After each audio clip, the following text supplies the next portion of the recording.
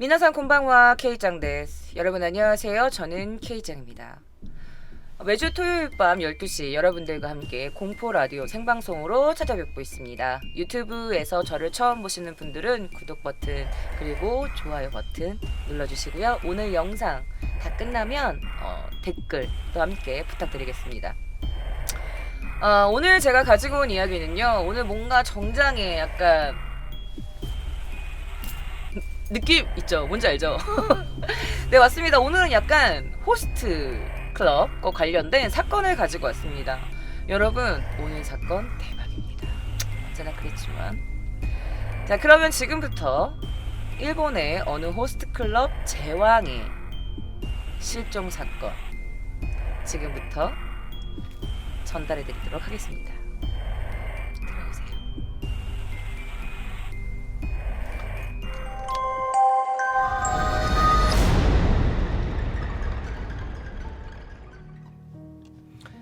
자, 그의 이름 츠치다 마사미치로. 당시 나이 43살의 남성이었습니다.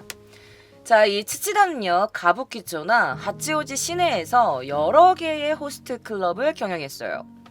하치오지시의 인기 호스트 클럽이었던 T가세의 경영자이기도 했고요. 그리고 일본의 여러 방송 프로그램에도 출연할 정도로 유명한 호스트 선수였습니다. 선수이자 경영자였죠. 자, 그는 카리스마 호스트로 불렸어요. 그래서 텔레비전 등에 출연을 하는 등 업계에서는 아주 널리 알려진 인물이었다고 합니다. 하치오지시 등과 같은 타마지구의 호스트 클럽을 차리게 되면서 자신도 한 명의 호스트로서 매상을 올리기도 했대요. 자, 그래서 그는 막 텔레비전에도 출연하고 여러 언론 매체에 이제 얼굴을 내밀기 시작하면서 많은 고객들을 거느리고 있었습니다. 하지만 한편 강제적인 경영 수법이나 종업원에 대한 폭력, 그리고 현재 하치오지에서는 뭔가 두려운 존재, 무서운 사람의 이런 존재였다고 합니다. 자, 츠치다는요 스스로 이렇게 말해요. 해세이의 저축왕. 이 시대의 저축왕은 바로 나라면서 돈에 집착하기로 굉장히 유명한 사람이었다고 합니다. 자, 가게 내부에서는요 사람을 때리거나 종업원 일하는 스태프들을 발로 차고 이러는 경우도 다반사였다고 합니다. 도쿄를 거점으로 사실 그는 약간 이런 야쿠자들과 관계가 깊었다는 이야기도 있어요. 그래서 그 영향이 컸는지 그에게도 굉장히 폭력적인 면이 많았다고 합니다. 자, 자타공인 카리스마로 여겨지면서 그의 너무 강경한 태도에 반감을 갖는 경우도 적지 않았다고 해요. 그래서 그는 직업상 그의 주변 사람들에게도 굉장히 좀 적대감을 갖는 사람이 많이 있었다고 합니다. 자, 츠치다를 잘 알고 있는 클럽 관계자들이나 지인들은요, 그가 항상 이런 말을 했대. 야, 내가 바로 호스트 붐을 일으킨 사람이야 라면서 호스트 붐을 만든 사람이라는 자부심이 굉장히 강한 사람이었고, 어쨌든 남에게도 굉장히 타인이나 돈에 이런 게 있어서 굉장히 엄격하고 까다로운 사람이었다고 합니다. 그리고 그는 약간 위험한 여성에게 손을 대서 약간 뭐 되게 유명한 어떤 야쿠자의 여자를 건드려가지고 사실 새끼손가락이 잘린 상태라고 해요. 새끼손가락이 없다고 합니다. 저기 보면은 새끼손가락이 없는 것 같기도 해. 그죠? 반대 손인지 이쪽 손인지 모르겠지만 손가락이 약간 이렇게 없는 느낌이 있죠. 자, 약간 야쿠자, 약간 검은 뒷 사람들, 뒷거래, 약간 이런 사람들과도 뭔가 연관이 되어 있고 금전 문제도 많았고, 그래서 사람들이 말했대. 언젠간 쟤 누구한테 죽는다 진짜. 이런 얘기들도 많이 있었다고 합니다. 자, 그의 능력은 많았지만, 그는 능력이 많은 사람이었지만 사실 종업원들에게는 정말 최악의 사장이었다고 해요. 너무 무리한 요구를 하거나 차례차례 종업원들을 불러가지고 괴롭히기도 했대요. 예를 들면 이런 겁니다. 자, 이 고기가 여러분들 아로하나라는 고기래요. 대형 고대어인데요. 종업원을, 마음에 안 드는 종업원을 불러서 야, 너 이거 먹어봐, 생으로, 이렇게 시키기도 했대. 이거를 그냥 먹으라고. 뿐만 아니라 이렇게 거대 이 아로하나가 들어있는 이 수족관에다가 야, 너 손가락 넣어봐, 라면서 손가락을 넣도록 위협을 하기도 했다고 합니다.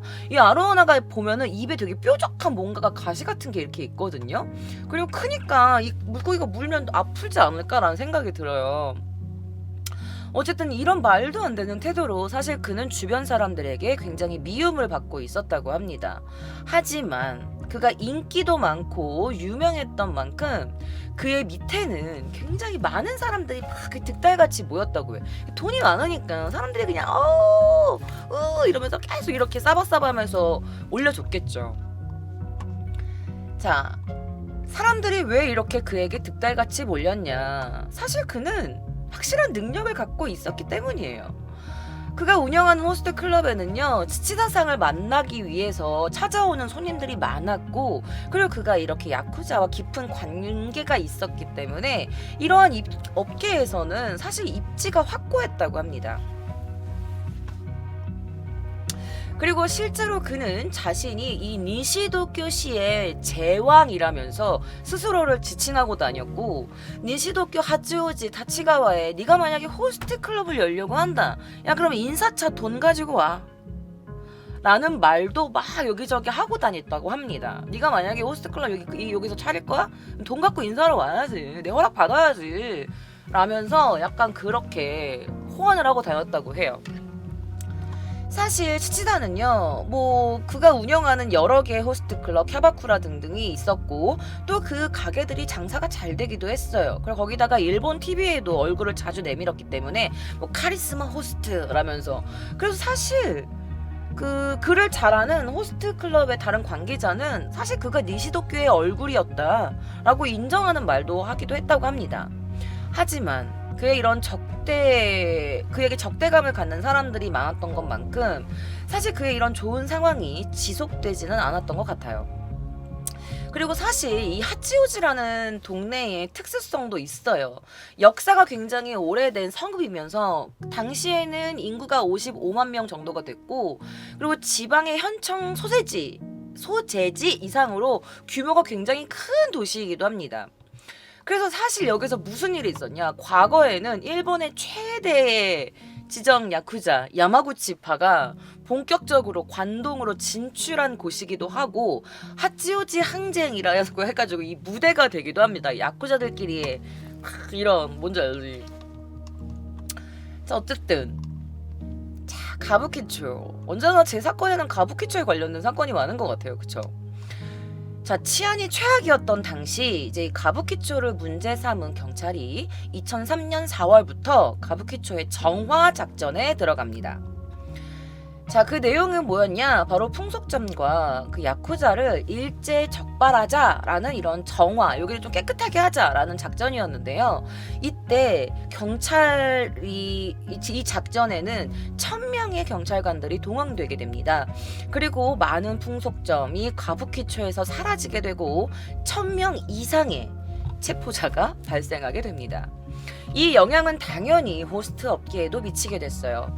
이 정화 작전의 일환으로 이 호스트 클럽에게 금지한 사항이 있어요. 첫 번째, 심야 영업. 너무 밤늦게까지 장사하지 마. 그리고 두 번째는 거리에서의 캐치행위였는데, 이게 뭐냐면 거리에서 이제 삐끼, 누나 놀러 와요, 누나 일로 오세요, 지금 저희 괜찮아요, 물 좋아요, 이런 거 있잖아. 그럼 삐끼 행위를 하지 못하게 한 거예요. 그리고 세 번째, 거리에서의 스카우트 행위. 이 스카우트 행위가 뭐냐면 약간 조금 잘생기거나 약간 조금 뭔가 느낌이 있다 하는 애들을 이제 스카웃을 하는 거지. 일해볼래요? 막 이런 거 있잖아. 그래서 우리 한번 가게 놀러 와볼래요? 막 이러면서. 이런 행위를 금지시켰어요. 그리고 동시에 진행되고 있었던 폭력 야쿠자 추방 운동으로 인해서 약간 이제 이 호스트 클럽과 이 야쿠자들 이런 관계 연결고리가 조금씩 옅어지기 시작합니다. 당시 치치다 상입니다. 자, 그런 가운데 이제 가부키초를 중심으로 호스트 업계에서는 이제 점점 호스트 업계가 기세를 잃게 됩니다. 그래서 니시도쿄에서 호스트 클럽을 운영하고 있었던 이 치치다에게도 당연히 안 좋은 영향을 미치게 되었죠. 하지만 이 막 강하고 꺾이지 않는 이 치치다는요, 이 정화 작전이 시작된 이후에도 그 전에도 항상 그 전에 계속 운영하고 있던 그 영업 방식을 바꾸려 하지 않았어요. 그래서 종업원을 협박하는 거야. 자기가 가지도 않아. 종업원을 협박해가지고 야 너 빨리 가지고 손님 끌고 와. 아씨 빨리 끌고 와 라면서 그렇게 하기도 하고, 손님이 오면은 손님에게 이렇게 억지로 막 무리하게 막 주문을 시킨다거나 좀 먹자라면서 돈을 억지로 뜯어낸다던가 이런 식의 굉장히 좀 폭력적인 방식을 유지하고 있었습니다. 그거에 대한 이 종업원들의 불만도 점점 커져갔죠. 자, 그렇게 불만을 품고 있던 종업원 중에서 26살의 아베 타쿠야라는 사람이 있었습니다. 자, 그가 바로 당시 26살의 아베 타쿠야라는 남성입니다. 자, 2010년 가을경에 치치다가 이제 이 아베에게 야, 너 하치오 지역 근처 가가지고 사람 좀 데리고 와. 아, 빨리 갔다 와, 이씨. 라면서 명령을 하게 된 겁니다. 자, 그래서 아베는 치치다가 너무 폭력적이고 또 구타를 할지도 모른다 라면서 그를 굉장히 두려워했기 때문에 나가기 싫었지만 어쩔 수 없이 손님 캐치 그 삐끼를 하러 나갑니다. 그런데 그러다가 이제 당시에 이 정화 작전 수행 중이었던 이 순찰 중인 경찰관이 그를 발견했고, 그는 삐끼 짓을 하다 걸려가지고 그가 체포를 당하게 됩니다. 그 당연히 그의 근무지였던 치치다의 가게는 영업 정지 처분을 받게 됩니다. 치치다는 격분하기 시작하죠. 그래서 이제 경찰에서 풀려난 이 아베를 부릅니다. 나 일로 와봐. 야, 너 때문에 가게 엄청난 손해를 입었어. 내가 어떻게 책임질 거야? 어? 라면서 야, 가게가 손해가 크니까 1,000만 엔만 내놔 라고 해요. 그러니까 1억을 내놓으라고 한 거예요. 자, 얼토당토 없죠. 아베는 말문이 막힙니다. 아니 네가 시켜서 갔다 온 건데 맞잖아. 나 경찰까지 잡혀갔다 왔는데 가기 싫었는데 근데 거기다가 돈까지 내놓으라고 하니까 그래서 돈이 어이가 없지. 시키는 대로 했는데. 그런데 이 치치다가 그의 반응에는 아무런 눈길도 주지 않고 계속 공갈 협박을 하게 됩니다. 어느 정도였냐? 그의 집까지 찾아가. 그래서 노크를 막 하는 거지. 야, 돈 내놔. 야, 1,000만 원 안 내놔? 1,000만 원 내놔. 막 이러면서 막 노크를 하면서 돈 내놓으라고 막 집까지 찾아오게 된 거죠. 그런 날들이 계속된 결과 아베는 당시 31살이었던 그의 당시 아내에게 이런 말을 하게 돼요. 나 사실 맨날 맞아서 얼굴도 맨날 부은 채로 돌아오거나 폭사당하고 쉬는 날도 없고 그러니까 그냥 죽여버릴까? 이렇게 말을 하게 된 거예요. 그러니까 이 말을 들은 약혼자가 당연히 찬성할 리가 없죠.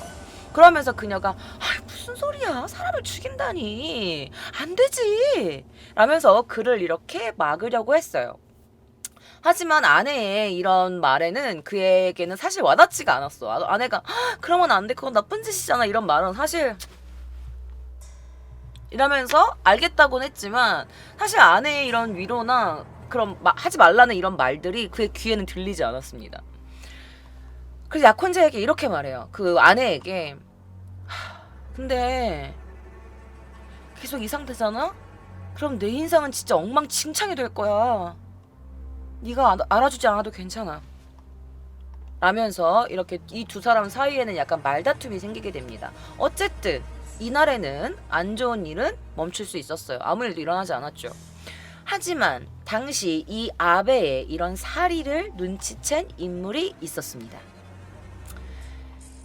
자, 치치다가 운영하고 있었던 이 바리칸이라는 호스트클럽, 그가 함께 바리칸의 공동 경영자로 있었던 당시 31살의 겐지 에이치로라는 남성이었습니다. 이 겐지는 치치다와 공동 경영자였어요. 하지만 이 둘의 사이는 결코 좋지 않았습니다. 오히려 그 반대로 약간 이 치치다의 약간 너무 좀 폭력이고 약간 거친 이런 행동으로 뭔가 이런 공포심을 조장하는 이런 치치다를 진심으로 싫어했다고 합니다. 자, 그런 사람에게 이렇게 모든 이런 치치다와 별로 사이가 좋지 않은 공동 경영자에게 이 아베의 마음을 들키게 된 거죠. 자, 아베와 함께 치치다가 빨리 사라져버렸으면 좋겠다라고 생각했던 겐치는 아베를 불러요. 그리고 이렇게 말해요. 야, 나도 치치다를 더 이상 참을 수가 없어. 같이 죽여버릴래? 자, 혼자도 사실 치치다를 죽이려고 했던 이 아베에게 이런 겐치의 권유는 너무나 달콤했죠. 매우 든든한 거예요. 거기다 공동 경영자니까 나보다 힘도 있잖아. 자, 그러다가 2010년 11월 25일 목요일 도쿄 하치오지 시내에서 호스트클럽을 운영하고 있던 이 치치다, 당시 43살의 이 사장이 아내에게 나 가게에 지금 가게 관계자를 좀 만나러 갔다 올게 라고 하면서 집을 나간 뒤에 행방이 묘연해집니다. 실종 당일 치치다는요, 오전에는 이제 아내와 뭐 일 약속을 한 이런 여러 사람들과 통화를 한 기록이 있었고, 오후에부터 이제 그와는 연락이 닿지 않게 된 겁니다. 자, 치치다는 사실 이전부터 돈 문제가 약간 있었다고 했잖아요. 돈에 굉장히 집착하고. 그래서 항상 주변 사람들한테 이런 얘기를 했대요. 내가 만약에 하루 종일 연락이 안 되잖아? 그럼 경찰이나 변호사한테 전화해. 라고 말을 하고 다녔다고 해요. 자, 이 말을 항상 들었던 이 치치다의 아내가 경찰에 신고를 하게 됩니다. 그래서 경찰은 뭔가 그가 사건에 연루될 가능성이 높다고 보고 수사를 펼치지만 사실 범인을 잡을 결정적인 단서가 없어서 수사에 난항을 겪게 됩니다. 자, 그러나 사건으로부터 약 2년 반 뒤, 그가 실종되고 2년 반 뒤인 2013년 4월에 경찰에 어떤 전화가 걸려와요. 사실 치치다 그 시신을 옮기는 걸 내가 봤어요 라는 제보가 들어옵니다. 그래서 수사가 단번에 불이 붙기 시작해요. 자, 경찰이 이 어느 민가를 압수수색을 합니다. 결과 이 민가에서 치치다의 것으로 보이는 사체의 일부가 발견이 되었고, 이후에 그의 동업자 그리고 그의 동료 등 7명이 사체 유기 손괴 등의 혐의로 체포가 됩니다. 자, 이 사건은 TV에 출연할 정도로 굉장히 유명하고 카리스마적인 존재였던 이 치치다가 자신의 가게의 종업원들에게 너무 이제 거칠게 행동해서 직원들에게 반감을 샀고, 뭐 금전 문제나 경험 문제가 발단이 돼서 결국에 이 꼬라지가 났다라면서 밝혀지면서 이게 막 이제 보도가 되기 시작합니다. 그리고 이게 좀 자세히 밝혀졌는데 아주 끔찍한 범행의 전말이 전 일본을 경악하게 합니다. 살해된 치치다는요, 호스트클럽이나 캬바쿠라 등의 여러 가지의 점포를 다루는 경영자였습니다. 당시에도 니시도쿄의 카리스마라고 불릴 정도였는데, 이렇게 종업원들이나 자기가 이제 부리는 사람들한테는 너무너무 거친 행동으로 해가지고 많은 적대감을 갖고 있는 사람들이 많이 있었어요. 원망을 많이 사는 성격이었죠. 자, 그러다가 주변 사람들한테는 항상 이렇게 말한 거예요. 이렇게 말했는데, 야, 내가 만약에 없어지잖아? 그러면은 내가 그냥 죽임 당했다고 생각해. 이렇게 말을 한 거지. 올해가 이나카 따라 고로사레 또 오모떼 쿠레 이렇게 말한 거야. 내가 만약에 없어지잖아? 내가 사라지면 그냥 나 죽임 당한 거라고 생각해. 알았지? 라면서 항상 말을 했대. 이렇게 지인이 말을 한 거예요. 인터뷰를 한 거죠. 그래서 가게 종업원과 내가 금전 문제가 있어. 내가 만약에 하루 종일 연락이 안 되면 경찰에 전화해. 라면서 자신의 가족이나 아내나 지인들에게 항상 말을 했고, 이때부터 뭔가 자신의 신변에 위협을 느끼고 있었던 것으로 보여진다고 보여진 것 같습니다. 자, 실종 당일이었던 2010년 11월 25일 아침에 치치다는요, 차를 타고 집을 나가요. 그리고 점심시간이 지나서 JR 하치오지역 근처에 코인 주차장에 차를 세우게 됩니다. 그리고 역 방향으로 나가는 모습이 CCTV에 찍히게 됩니다. 그다음에 카메라에 찍혔는데 연락이 안 되죠. 자, 하지만 그걸 마지막으로 그의 모습을 찾을 수가 없게 된 겁니다. 자, 경찰은 치치다의 행적을 쫓는 한편 이런 사건에 연루될 가능성을 둔 교우 관계를 중심으로 어떤 갈등은 없었는지 이런 것들을 알아보고 있던 중에 여러 명의 유력한 용의자의 정보를 포착하고 이들 정보를 토대로 경찰이 이렇게 수사선상에 올린 인물들이 있었습니다. 바로 이들이었죠. 자, 업소 운영 등을 둘러싸고 갈등을 빚고 있었던 공동 경영자였던 당시 31살의 겐지 예이지로, 그 다음에 당시 26살의 호스트클럽의 종업원이었던 아베 타쿠야, 이 두 명이었습니다. 2012년 7월 경찰들은 이 남성들을 임의로 조사한 결과 치치다의 핸드폰을 부셔버리고 버린 것을 인정하는 자백을 받게 됩니다. 자, 그들이 추궁당하고 있었던 게 11월 25일, 그러니까 실종된 날, 그 치치다가 실종된 날에 그 치치다의 핸드폰을 양손으로 이렇게 빡 뿌개가지고 뿌개버렸다 내가 라는 걸 인정을 해요. 그리고 그러면서 어디다 버렸냐라고 했더니 도쿄 히바라무라는 산에 그냥 묻어버렸다라고 자백을 하게 된 겁니다. 자, 이때는 30살, 25살이라고 되어 있는데 이때 체포가 되기 전 해이기 때문에 나이가 한 살 어린 거예요, 여러분들. 자, 그들은요, 그들의 진술대로 산속에서 실제로 휴대폰 전화가 발견이 됐어요. 그래서 이 남성들을 기물손괴 혐의로 체포하고 기소했습니다. 자, 이 남성들은 기소 내용은 인정했어요. 하지만 우리는 치치다의 행방은 몰라요. 라고 치치다의 실종 사건에 대해서는 부인을 해요. 모른다고. 그러면서 자신들이 핸드폰을 부시고 묻었지만 그런 기소 내용을 전면 인정하면서 사실 그것도 이 겐지가 그 공동경영자 겐지가 나한테 이거 버리라고 시켜가지고 내가 버린 겁니다 라면서 이 아베가 자백을 한 거죠. 그래서 자신의 여자친구에게 차를 몰게 하고 중간에 휴대전화를 껐다 켰다를 반복하면서 이동하고 지문을 닦은 뒤에 버렸다라는 것까지 구체적으로 자백을 합니다. 단지 휴대전화가 어떻게 네가 입수하게 됐냐 이 관련돼서는 아니 겐지씨가 포스트 그 우편함에 넣어놨으니까 이거 처분해달라고 저한테 부탁했어요.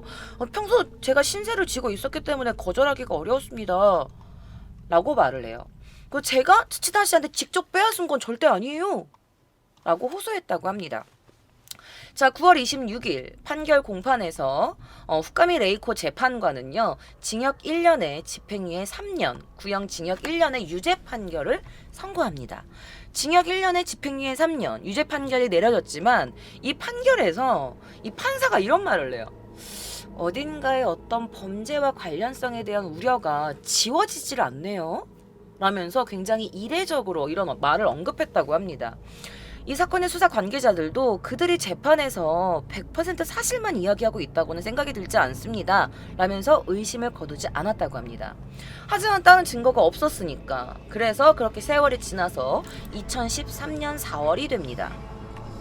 그렇게 경찰은 민가에 누군가가 시체를 옮겼다라는 목격자의 제보가 들어옵니다. 그래서 그 민가라는 것에 의심을 받았던 그 사람이 누구였냐? 바로 아베 타쿠야였습니다. 자, 치치다의 살해에 이르게 된 경위와 동기를 밝힌 아베. 결국 잡히게 됐어요. 증거도 나왔어요. 그래서 빼도 박도 못하는 거예요. 그건 나중에 뒷부분에 나올 거예요.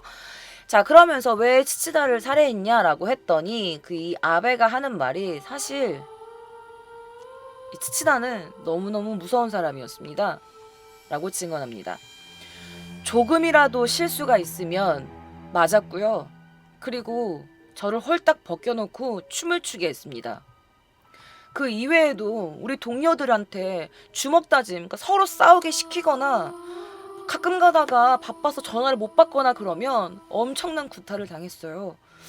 그리고 불꽃놀이, 그 뭔지 알죠? 이렇게 불 켜면 탁탁탁 타오르는 거 있잖아요.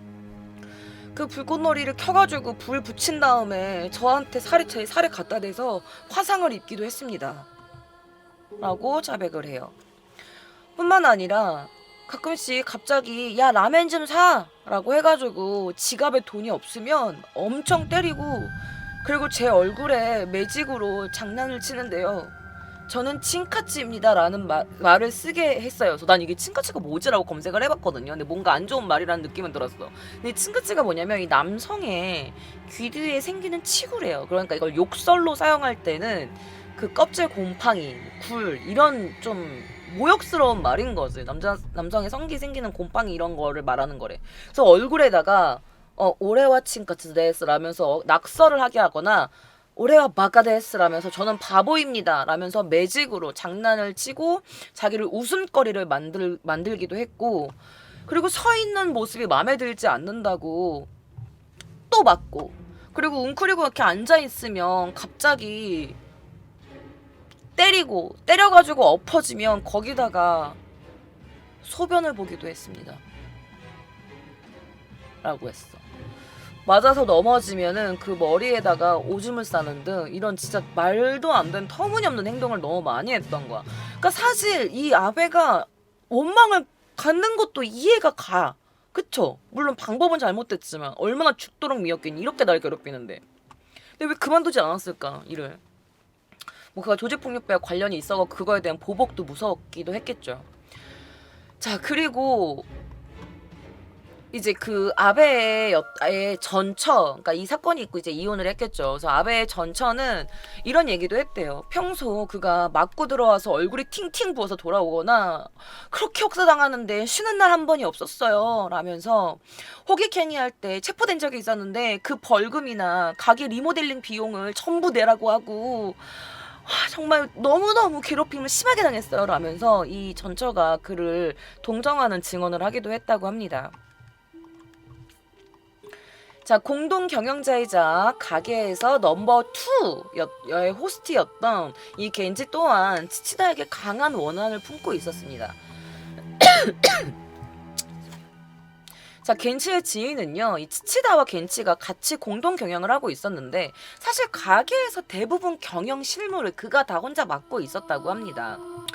자, 그런데 사실 치치다는 일을 하지 않아서 거의 가끔 가게에 나와가지고 얼굴 빼꼼 내밀고 그 돈 나오면 돈 내놔 이러면서 그 매상의 일부를 또 줘야 되고 이러니까 이런 거에 굉장히 강한 불만을 갖고 있었다면서 재판에서 증언했다고 합니다. 그래서 어쨌든 서로 이 둘이 치치다에게 강한 원한을 품고 있었고 겐치가 치치다에게 살해 계획을 가지고 온 겁니다. 그러면서 이렇게 말해요. 実行役をやってもらう。お前が全てを罪をかぶるか完全犯罪を目指すかどっちからだ. 이렇게 말을 해요. 야, 네가 실행력을 좀 맡아줘야겠어. 네가 모든 죄를 뒤집어 쓰던가 아니면 완전 범죄를 저지르던가 둘 중에 하나야 라고 이 태기를 강요해요 아베에게. 그래서 아베는 고민 끝에 간젠 한제에 대해 오네가이시마스 라고 말한 거지. 완전 범죄를 부탁드립니다. 그래서 이렇게 겐치와 같이 범행을 저지르게 됩니다. 자, 일단은 그가 총을 구해요. 범행을 확실히 성공시키기 위해서 권총을 준비하기로 합니다. 그러면서 겐치는 그의 종업원 중 한 명이었던 히라마사키 당시 30살의 동료를 끌어들이게 됩니다. 그러면서 야, 권총 좀 구해와 라면서 권총 입수를 의뢰하게 되죠. 자, 이것을 받아들은 이 당시 하라마사키라는 남성은요, 이렇게 뒷 루트를 통해서 결국 권총을 구입해와요. 자, 이 권총은요 겐치에게 전해지고 이 겐치를 통해서 아베의 손으로 넘어가게 됩니다. 자, 이 사건의 실행범은 단 한 사람, 아베에게만 맡겨져 있었죠.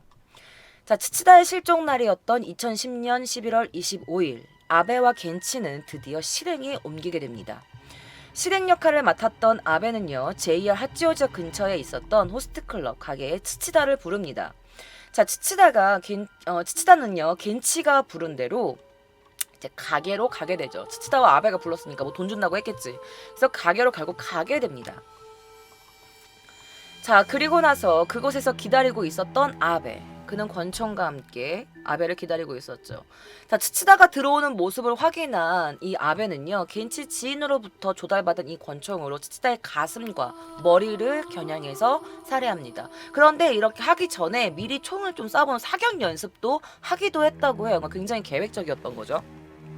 자, 그렇게 팡 하고 방출된 총알은 치치다의 몸에 명중을 했고 이로 인해 그는 얼마 지나지 않아 아마 사망한 것으로 알려졌습니다. 자, 그의 사망을 확인한 아베와 아베는요, 이 치치다의 시신을 이 준비했던 수납 상자 안에 막 꾸겨 넣어요. 그리고 이 아베 타쿠야가 당시 31살이었던 자신의 아내를 가게로 부릅니다. 그리고 자신의 아내와 함께 이 치치다의 시신을 당시 자신의 아파트로 같이 끌고 가요. 짐을 옮긴 거죠, 이 사체를. 그리고 나서 자신의 아파트로 돌아가서 친구를 부릅니다. 자신의 가장 친한 친구였던 그 친구를 부르는데 이 친구 그리고 아베의 와이프 그리고 아베 이렇게 이 세 명이서 같이 이 사체 처리를 하게 된 거죠. 그러니까 가담시킨 거예요.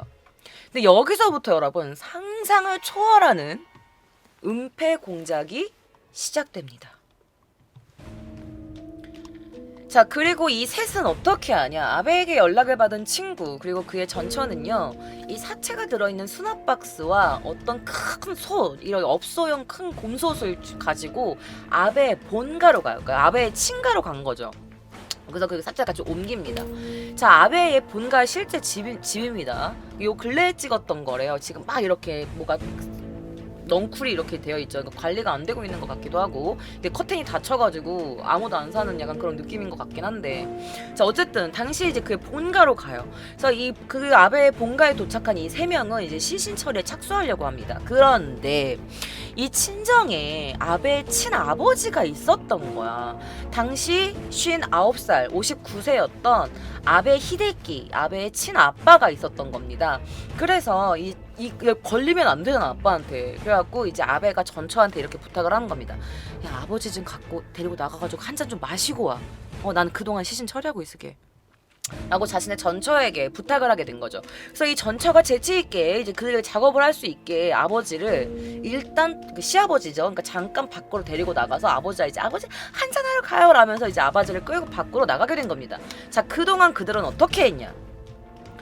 집에 아무도 없어진 것을 확인하고 그리고 나서 업소용 솥에 사체를 넣습니다. 이런 솥을 어디서 구했냐? 사실 그때 겐지 에이치로의 삼촌이 라멘 가게를 냈었고 그의 어머니가 스나크를 경영했대. 그러니까 음식점 일가였다고 합니다. 그래서 아마 이런 솥 같은 거는 겐지가 구해주지 않았을까 싶어요. 자, 그리고 어떻게 했냐? 본가로 시신을 옮겨와 업소용 솥을 준비하고 그 안에 사체를 넣어요. 그때 넣을 때 이제 그 사체 사이즈를 다 이렇게 재가지고 이렇게 넣었다고 해요.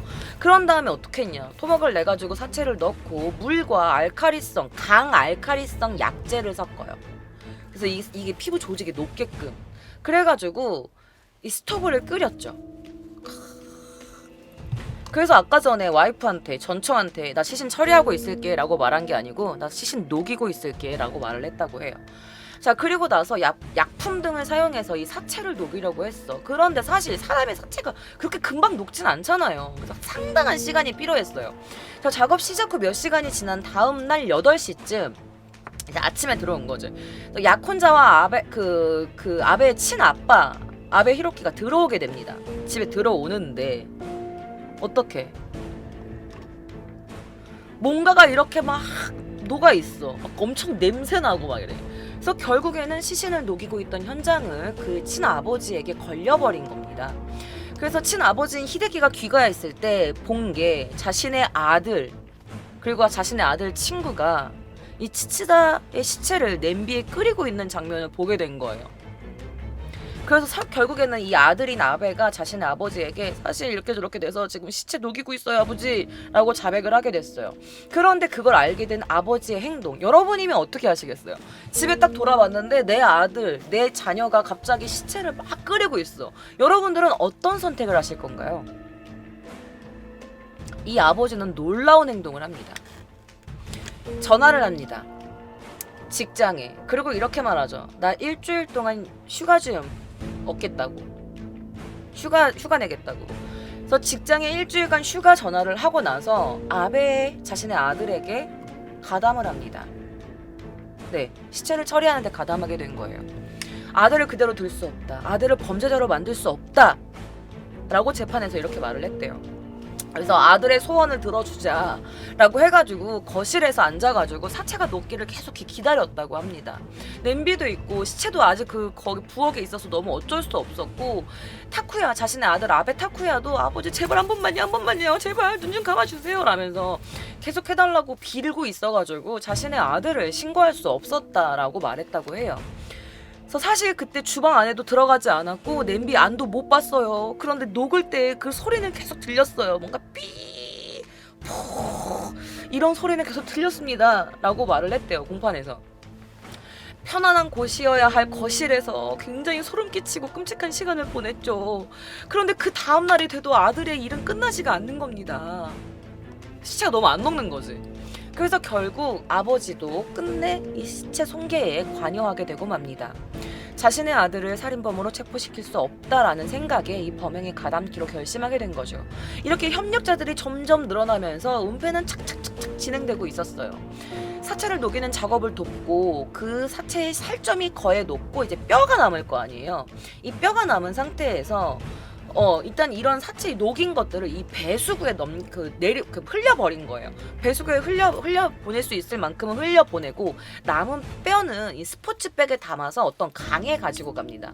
그래서 망치로 부셔요. 그래서 가루로 만들어 가지고 강에 흘려 보낸 겁니다. 당시에 그들이 이제 보낸 거죠.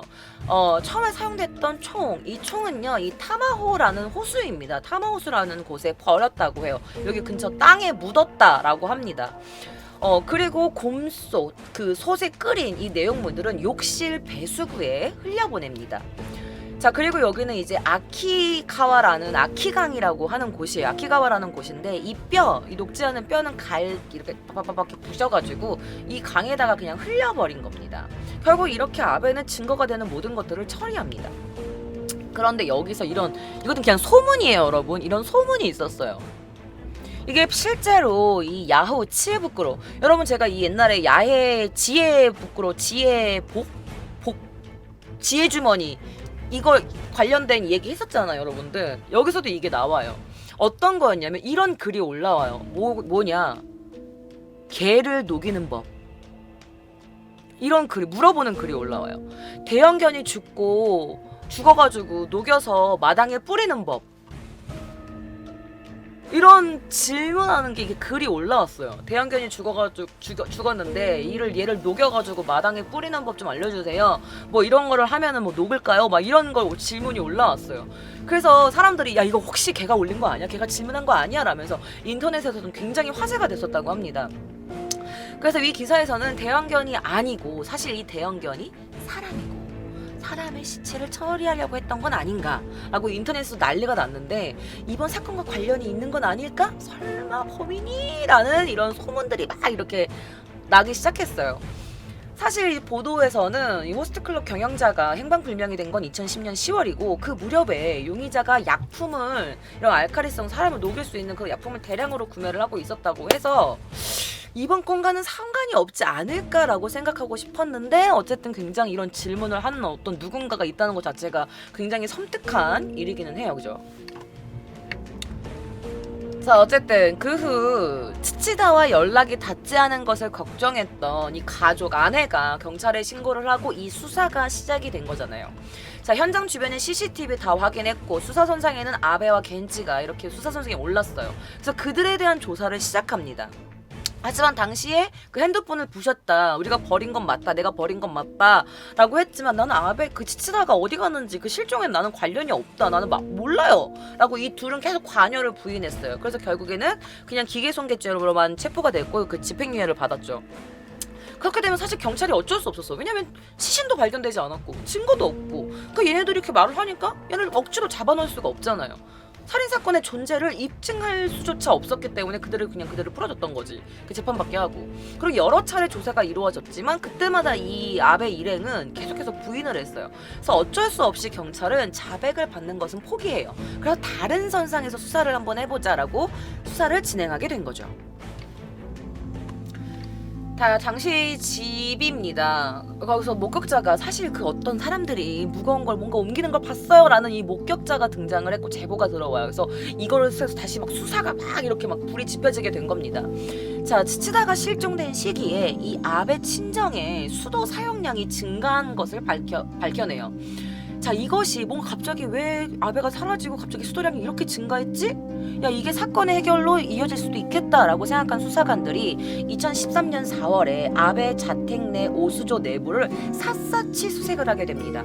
자, 경찰은 아베 자택 그 본가 자택 수사에 수사원 대략 70에서 80명을 동원했고 뿐만 아니라 여러 업체를 불러서 화장실, 목욕탕 등등을 철저히 수색을 합니다.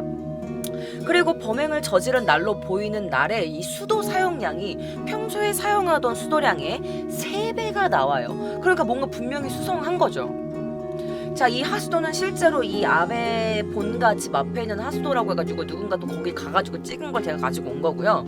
자, 뭐가 발견됐냐? 그 결과 이 생활 배수등이 고여 있는 이곳에서 이제 사람들이 막 들어가서 막 이렇게 찾아, 손으로 막 찾아. 그런데 여기에서 뭐가 나왔냐? 얼굴 뼈의 일부가 발견됩니다. 그리고 뿐만 아니라 7mm 정도의 7mm의 작은 나사 같은 것을 발견해요. 이 작은 나사가 뭐였냐?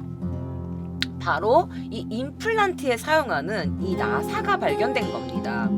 그래서 이 임플란트 시술 사용되고 있는 임플란트 시술에 사용되고 있는 이 작은 나사가 발견됐고, 이것은 아베 일행에게는 너무 예상 밖의 사태였어요.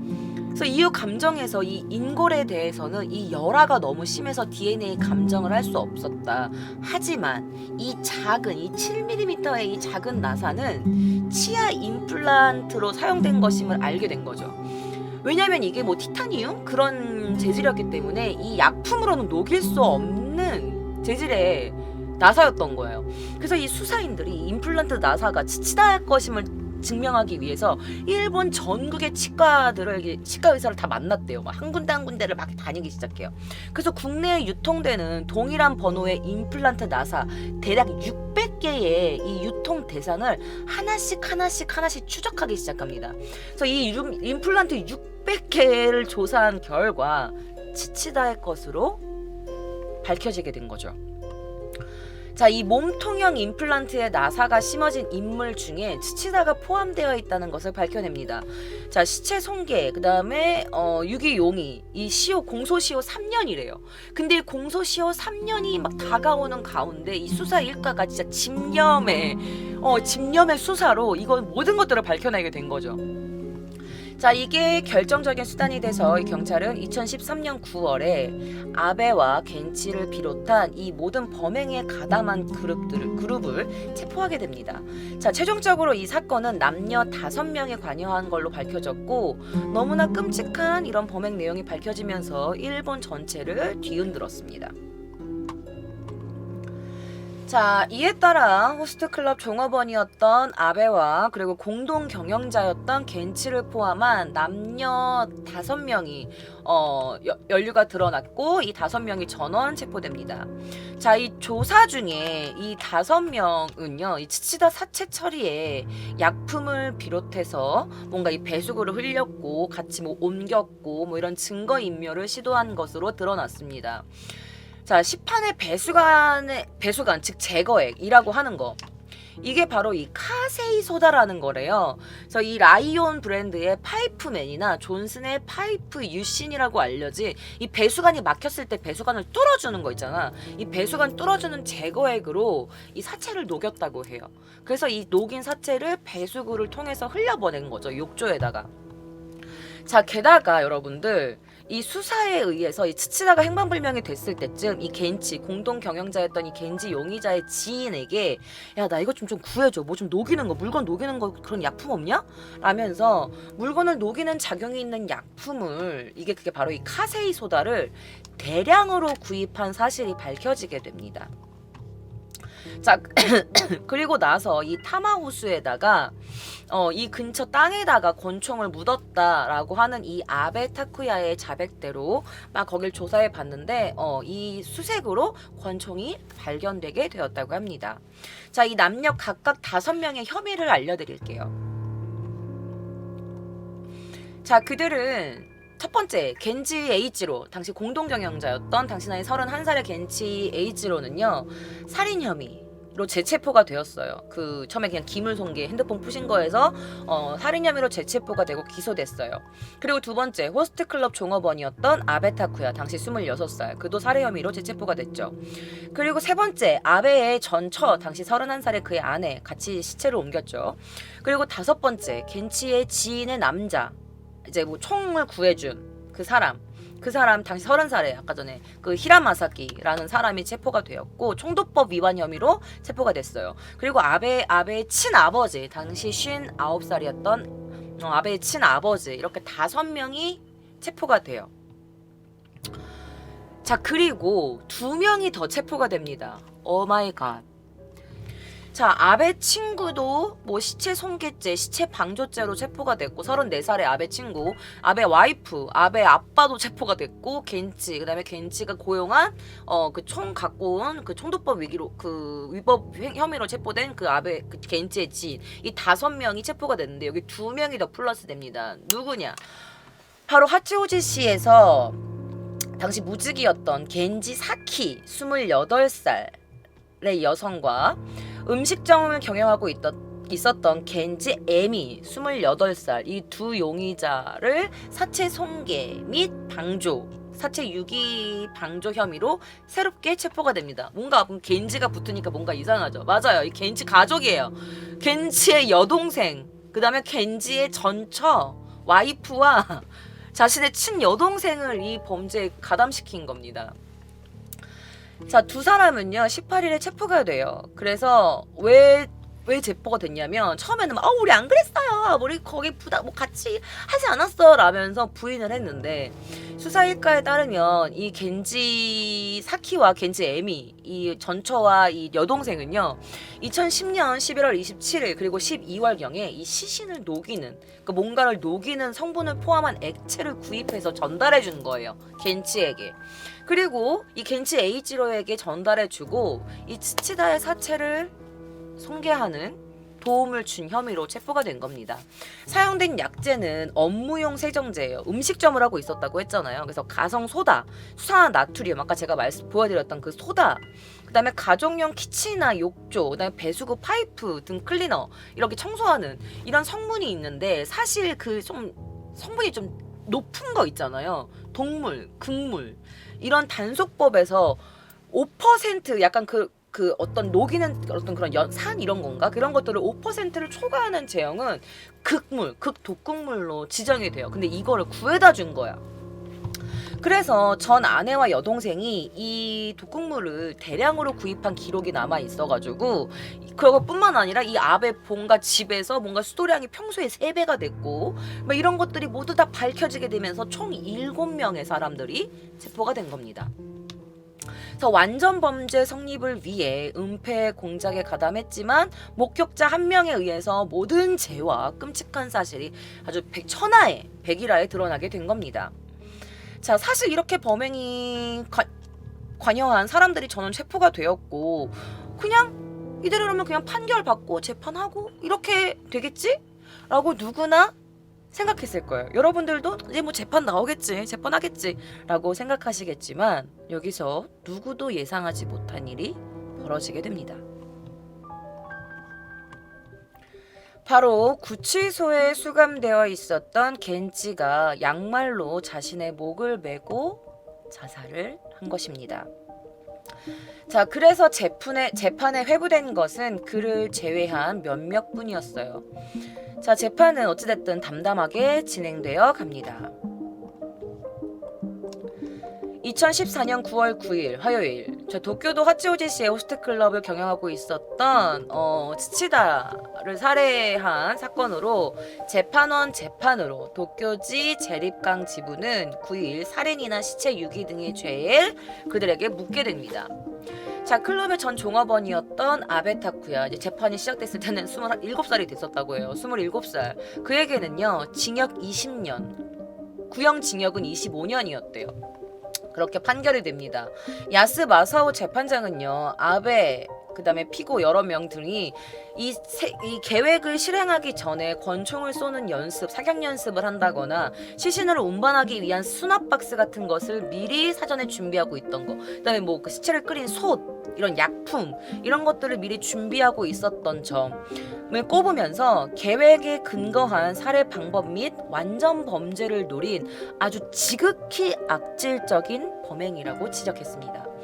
자, 살해 후에 스치다 씨의 시신을 약품으로 녹인 것에서도 죽은 자의 존엄성을 짓밟는 상계를 벗어난 행위라면서 그들의 죄를 비난했다고 합니다.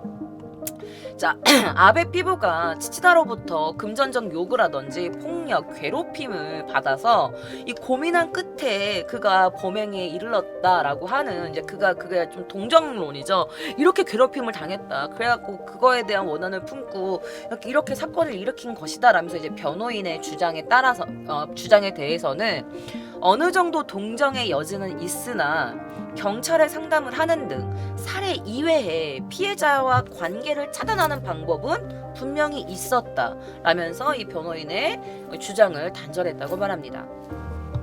자, 도쿄지방법원이 내린 판결입니다. 실행범이었던 아베에게는요 징역 20년의 실형 판결이 내려졌습니다. 그리고 겐시는 자살을 했기 때문에 죄를 물을 수 없었죠. 그리고 총을 조달했던 그에게는요 징역 20년의 실형이 내려져요. 이게 말이 안 되는 것 같지 않냐?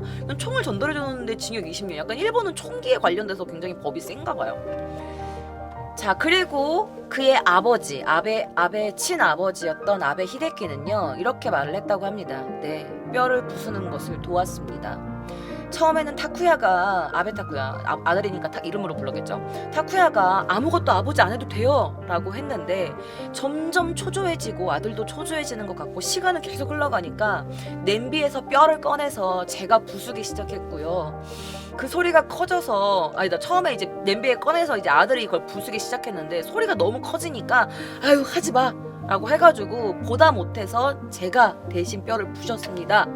도와줄게 라고 해서 제가 거기 가담했어요 라고 말했다고 합니다. 이때 변호인이 이런 질문을 했어요. 어떤 기분이었나요? 라고 물어봤더니 이 히데키 아버지가 기분이 안 좋다고 할까, 내가 지금 이 짓을 왜 해야 하나 이런 생각이 들었습니다.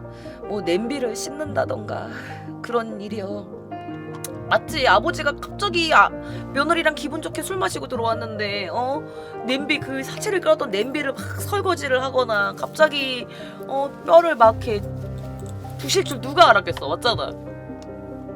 자, 그런데 이 아버지도 참 난 사람인 게 뭐냐면 이 뼈뿐인 사체를 욕조에 부어서 배수구로 흘려보냈어요. 그리고 큰 뼈 조각들은 아까 전에 보였던 그 아키가와 있잖아요. 그 강으로 갖고 가가지고 바베큐를 가장하면서 놀러온 사람들처럼 하면서 이 자신의 아들과 함께 이 뼈들 있죠, 가루낸 거, 그걸 그냥 강에 이렇게 흘려보냈다고 합니다. 그래서 이 바베큐, 이 연기를 제안한 것도 그의 아버지였던 히데키가 먼저 제안했다고 해요.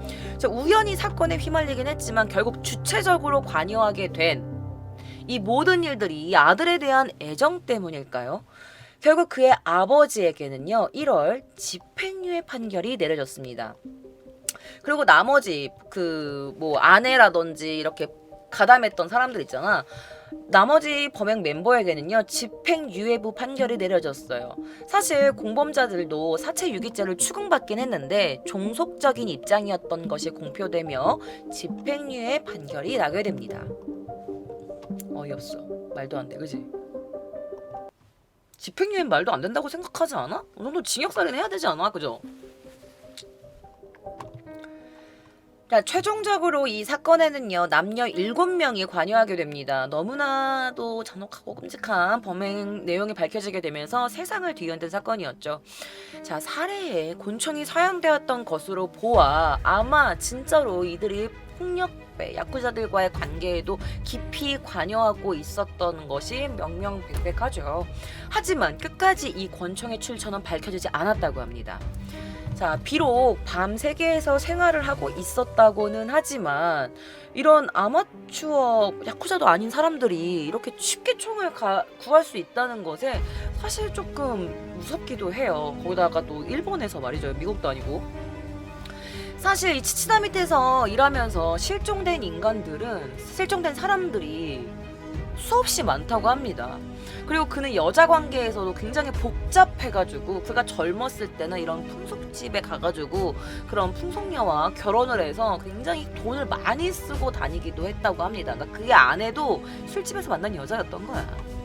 자, 그리고 외상 매출이 쌓여있는 종업원이라던가 뭔가 여성 손님, 그러니까 외상한 손님이라던가 아니면은 자기 손님한테 외상을 많이 준 종업원이라던가 그런 사람들은 치치다에게 괴롭힘을 굉장히 많이 당했다고 합니다. 그러니까 그의 주변들은 다 그냥 썩은 관계뿐이었던 것 같아요. 그러면서 어떤 사람은 이렇게 말하기도 해요. 그가 죽어서 기뻐하는 사람 엄청 많을걸요? 라면서 그가 죽어서 좋아하고 기뻐하는 사람들도 많을 것이다 라고 말한 사람들도 실제로 있었다고 합니다. 사실 이 사건은 시신을 냄비에 녹여서 제거하는 완전 범죄를 목적으로 했지만 이 한 명의 전화 그리고 수도 사용량 그리고 임플란트의 나사 이런 자그마한 증거들이 타타타타 이렇게 모여가지고 완전 범죄의 목적은 실패하게 되었죠. 하지만 만약에 시신이 운반되는 걸 아무에게도 들키지 않았다면 그 제보 전화 한 통화가 없었다면 완전 범죄가 성립되었을 가능성도 있지 않을까요? 자, 전 도쿄도 검찰 의무원장이 이렇게 말을 해요. 그 우에노 마사히코라는 그 감찰 의무원장이 뭐라고 하냐면 배수관의 세정액으로 시체를 녹이는 것은 사실 시간만 있다면 가능합니다. 본래 머리카락이나 피지 같은 것들을 녹이기 위한 약품이거든요. 칼슘의 주 성분인 뼈도 녹일 수 있습니다. 이렇게 말을 했대요. 그러니까 시간만 충분히 있었다면 다 녹일 수 있었다는 거죠. 그러니까 그 제보 전화 한 통이 없었다면 이 사건은 진짜 완전 범죄가 될 수도 있었던 거예요. 자, 일본에서 이전에 아라카와 구에서 일어난 어떤 한 사건이 있었어요. 그거 뭐였냐면 큰 용기 안에서 용액이 담긴 시체가 발견된 사건이었는데요. 이게 사실 살해로부터 10일 정도가 지난 상태에서 그게 발견됐대요. 그런데 그때 성인 남자로 추정되는 사체였는데 그 사체가 럭비공 있죠. 럭비공 정도의 크기로 작아진 상태였대요. 이미 열흘 동안 그 사체가 다 녹고 뼈까지 녹아가지고 요만큼의 이렇게 말하면 안 되지만 건더기? 그 사체가 남았다고 해요. 죄송해요. 뭐라고 표현해야 되지? 그 사체? 유기물? 이게 남았다고 합니다. 다 녹아가지고. 자, 어쨌든 지금 이렇게 밝혀져서 그렇지 이와 비슷한 짓을 하는 어떤 사람들, 겉으로 드러나지 않는 사건도 실제로는 존재하지 않을까요? 꽤나 상당히 말이죠. 자, 여러분들은 이 사건 어떻게 생각하시나요? 좀 잔인하죠. 지금도 어딘가에서 이 약품으로 이런 말도 안 되는 짓을 하고 있는 사람들도 분명히 있을 거고 그게 걸리지 않는다면 완전 범죄도 꿈속의 일만은 아닌 것 같네요. 자, 그러면 여러분 오늘 K짱이 가지고 온 이야기는 여기서 끝입니다. 자, K짱 저를 처음 보시는 분들은 구독 한 번씩 부탁드리고요. K짱이 운영하고 있는 플랫폼들이 굉장히 다양하게 있습니다. 공포라디오, 검은밤 당신의 이야기 채널도 새로 오픈했으니까 많이 구독해주시고 그 다음에 지금 이 영상 더보기란에 K짱의 모든 정보라는 링크가 있는데요. 그 링크 타고 가시면 제가 운영하고 있는 모든 SNS, 모든 플랫폼이 여러분들이 손가락 하나로 이동하실 수 있도록 편하게 만들었으니까 많은 구독과 사랑과 관심 부탁드립니다. 자, 그러면 저 K짱은 다음 주에도 또 다른 사건으로 여러분들을 찾아뵙도록 하겠습니다. 그럼